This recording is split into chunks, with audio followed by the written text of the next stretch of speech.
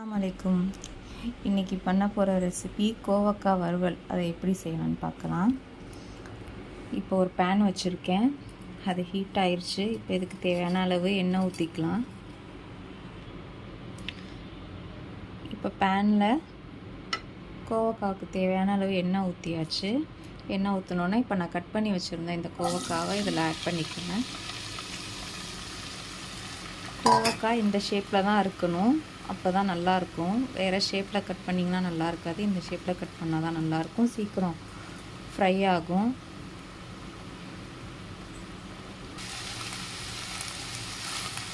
இது 5 நிமிஷத்துக்கு ஒரு வாட்டி நல்லா இந்த மாதிரி வதக்கி விட்டுட்டே இருக்கணும்.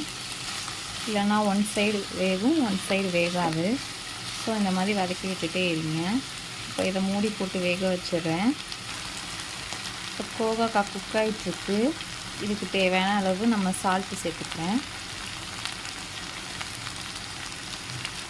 கொஞ்சம் டைம் எடுக்கும், ஸோ தேவையான அளவு சால்ட் சேர்த்துக்கிறேன். சால்ட் சேர்த்துட்டு நல்லா இந்த மாதிரி ஃப்ரை பண்ணிவிடுங்க. அப்போ தான் ஈவனாக குக் ஆகும். மூடி போட்டு தான் இதை வேக வைக்கணும்.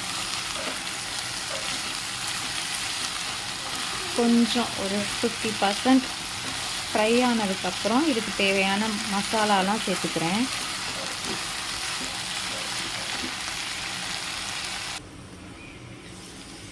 பாருங்கள், இப்போ கோவக்காய் 50% வெந்துருச்சு. இப்போ இந்த டைமில் மசாலா சேர்த்துக்கிறேன். 1/4 டீஸ்பூன் மஞ்சள்தூள், 1 டீஸ்பூன் மல்லித்தூள், 1/2 டீஸ்பூன் மிளகாத்தூள்,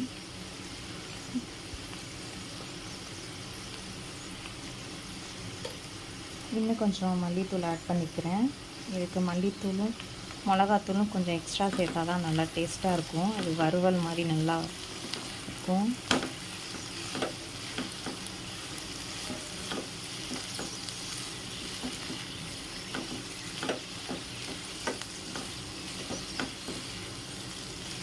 இதுக்கு கொஞ்சம் எக்ஸ்ட்ராவே எண்ணெய் தேவைப்படும், ஸோ எக்ஸ்ட்ரா எண்ணெய் ஆட் பண்ணிக்கணும்.